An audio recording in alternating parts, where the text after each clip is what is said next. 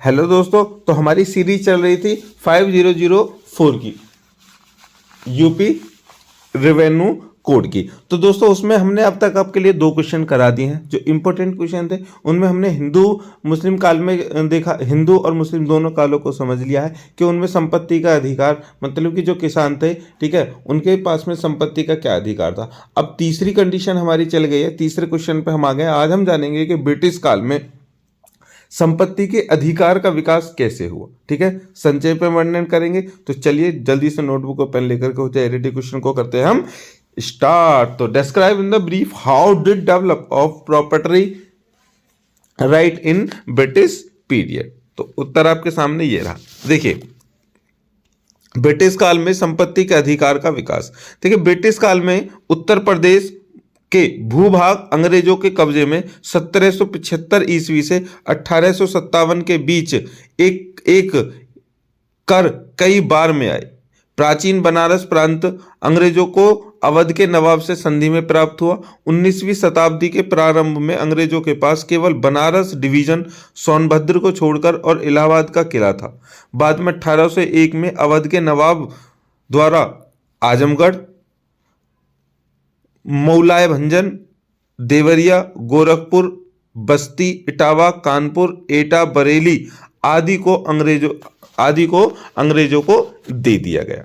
अब ये सब विजित एवं मिलाए गए क्षेत्र बंगाल प्रेसिडेंसी के मातहत रखे गए और गवर्नर जनरल के नियंत्रण में रहे। 1833 ईस्वी के गवर्नमेंट ऑफ इंडिया एक्ट द्वारा आगरा प्रेसिडेंसी कायम को गई और अवध को छोड़कर लगभग पूरा क्षेत्र आगरा प्रेसिडेंसी में शामिल किया गया, परंतु इस योजना का क्रियान्वयन न हो सका।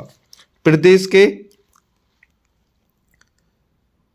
कारण सन 1950 ईस्वी तक का इतिहास यह प्रदर्शित करता है कि इस समय तक उत्तर 3 प्रांतों में विभिन्न व्यवस्थाएं प्रचलित थीं, जिनका ब्यौरा निम्नलिखित है। मतलब कि जो अभी आपको बताया गया है कि ब्रिटिश काल में कब से लेकर के कब कब कौन कौन से प्रांत, जो अभी चल रहा है ना हमारा यूपी रेवेन्यू कोड, तो यूपी के जो जो मेन चीज़ हैं, ठीक है, मतलब मेन जो जिले हैं, जो बड़े वो हैं, जो जिनमें जो खेती होती थी, उनको कब कब ब्रिटिश जो कंपनी था, ब्रिटिश जो शासन था, उसके अधीन कर दिया गया था। ठीक है, कोलकाता से लेकर के।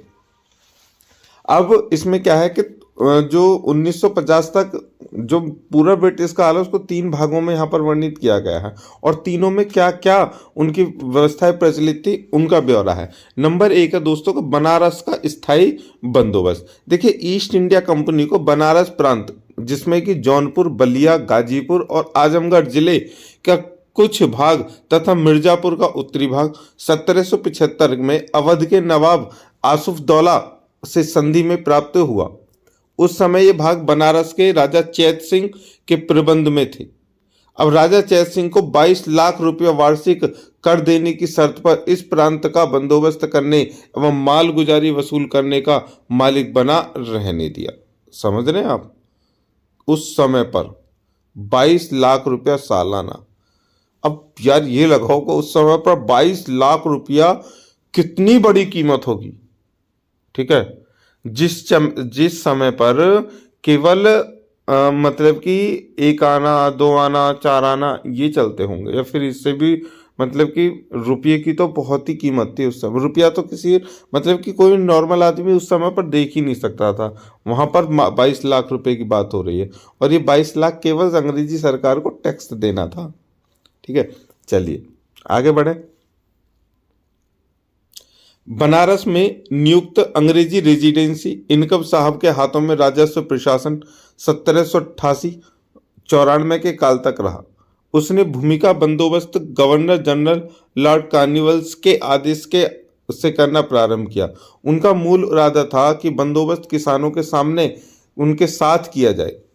लॉर्ड कार्नवालिस ने ऐसा न होने दिया और 1795 ईस्वी में बंगाल में 1793 ईस्वी में किए गए स्थायी बंदोबस्त के प्रावधान को लागू कर दिया गया। स्थायी बंदोबस्त जमींदारों के साथ किया गया था। उन्हें सारी भूमि का स्वामी माना गया। मतलब कि जो वहाँ के जमींदार थे उनको उनकी भूमि का मालिक माना गया।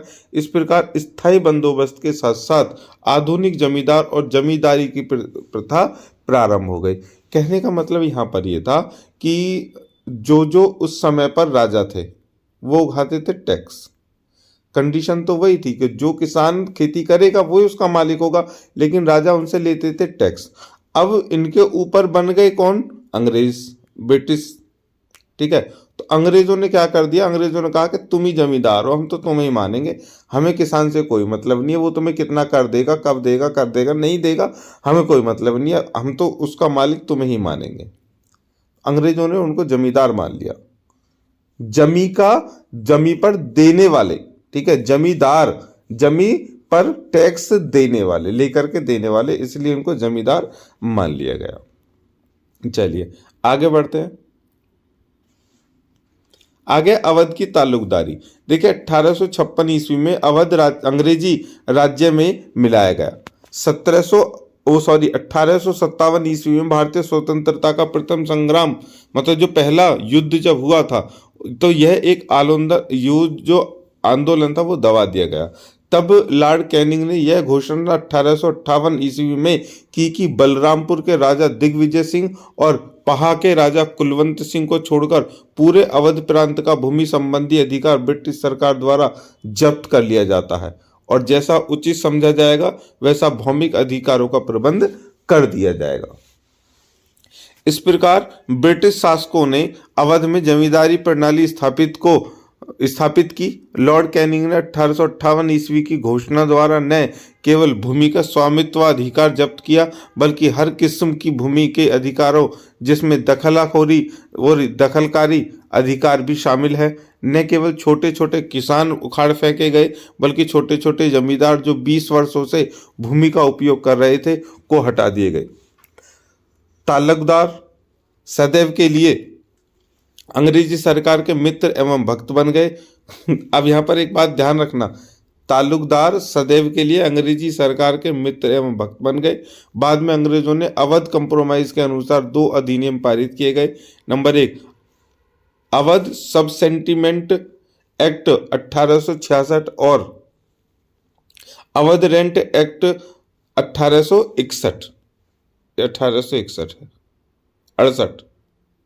1868।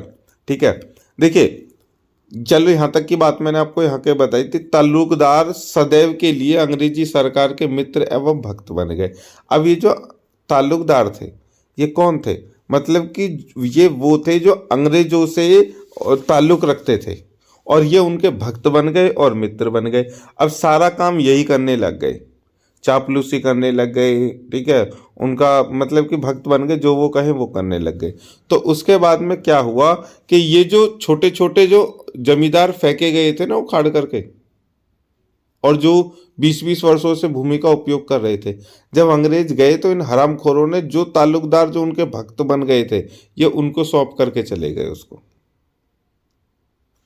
जो अभी में जो करंट में जो जिनके पास आप देखते हो ना कि एक मतलब कि एक क्षेत्र तो मतलब एक पूरा क्षेत्र है, उसमें से एक एरिया, कोई सारा एरिया ले लो किसी भी, उसमें कुछ वर्ग के पास तो बहुत ज़्यादा ज़मीन है, ठीक है, और किसी वर्ग के पास में है ही नहीं ज़मीन। ठीक है, तो ये वही कारण था, ये वही था जब अंग्रेजों ने मेहरबानी करके जो उनके जो भक्त बने थे उस समय पर, ठीक है, उनको जो छोटे छोटे जमींदार थे, जो छोटे छोटे किसान थे, उनकी जो भूमि छीन करके उनके हवाले करके चले गए थे।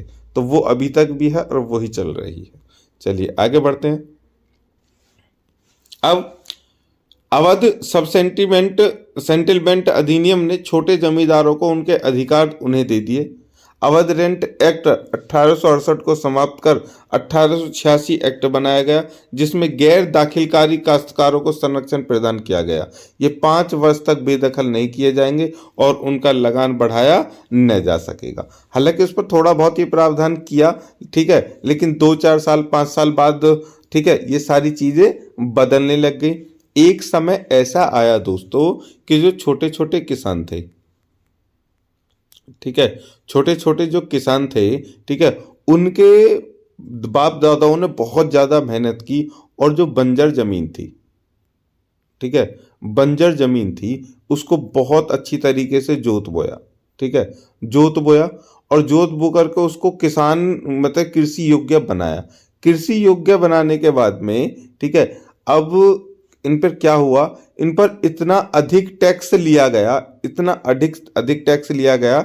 भारत की आज़ादी से पहले की कहानी बता रहा हूँ मैं, ठीक है, सन 47 से पहले की कहानी बता रहा हूँ। जब अंग्रेज चले गए थे उसके बाद में कुछ समय के लिए जो भारत का जो रहा था ना, जब तक संविधान नहीं बना था, ये नियम नहीं बने थे, तो उस समय पर जो 4-6 साल का जो पीरियड था उसमें वो जो थे ना अंग्रेजी भक्त जो थे, ठीक है, उन्होंने उस जमीन पर इतना टैक्स लगा दिया कि जो किसान थे जिनके पास में, उन्होंने सीधा जो अभी इसमें ऊपर बताया गया था ना मुस्लिम वाले, उसमें जो खिराज वाला जो टैक्स था, मतलब जिसके पास जितनी जमीन है वो अनाज उगा रही है नहीं उगा रही है, बाढ़ आ रही है, कुछ भी कंडीशन है कैसा भी सही, जिसके पास में जितनी जमीन है उन्होंने कह दिया कि भाई इस पे से सालाना हमें अगर 10 बीघा जमीन है तो 10 बोरी अनाज इस पे से चाहिए ही चाहिए। अब ये लोग विवश हो गए कि पूरे साल में उनके पास में उस जमीन में से 2 बोरी अनाज नहीं हो रहा है, वो 10 बोरी अनाज टैक्स कैसे देंगे, इसलिए उन्होंने अपनी जमीन को छोड़ दिया। समझ में आ गया? और छोड़ करके यहाँ से वहाँ बेदखल होकर के अपना गुजारा करने लगे। अब जो अंग्रेजी भक्त थे, ठीक है, उन्होंने ये जमीन जो थी उनके नाम पर थी, ठीक है, मतलब उन्हीं के पास उनका अधिकार था, संरक्षण था, यहाँ पर उनका कब्जा था, उस पर क्या था, कब्जा था, क्योंकि जिन लोगों से उनका टैक्स नहीं चुकाया गया उन्होंने उस पर कब्जा कर लिया और वही कब्जा अब तक का भी चलता आ रहा है। बाकी जिनके ऊपर जो मतलब कि जो उस समय टैक्स नहीं दे पाए थे क्योंकि खेती इतनी अच्छी होती नहीं थी, उन्होंने टैक्स बढ़ा दिया, वो टैक्स चुका नहीं पाए, वो वहाँ से बेदखल हो गए और उन्होंने उस पर कब्जा कर लिया। वही जो भूमि का जो अभी सांपत्तिक अधिकार है ना, तुम देखते हो अभी कि किसी के पास तो गांव में 50 बीघा जमीन है, किसी के पास 100 बीघा जमीन है, किसी के पास 150 बीघा जमीन है, किसी के पास कुछ नहीं है। तो ये जो अंतर है ना, ये मूल अंतर यही का है, ब्रिटिश शासन का। ठीक है दोस्तों, चलिए, आई होप कि आपको कंडीशन समझ में आ गई है।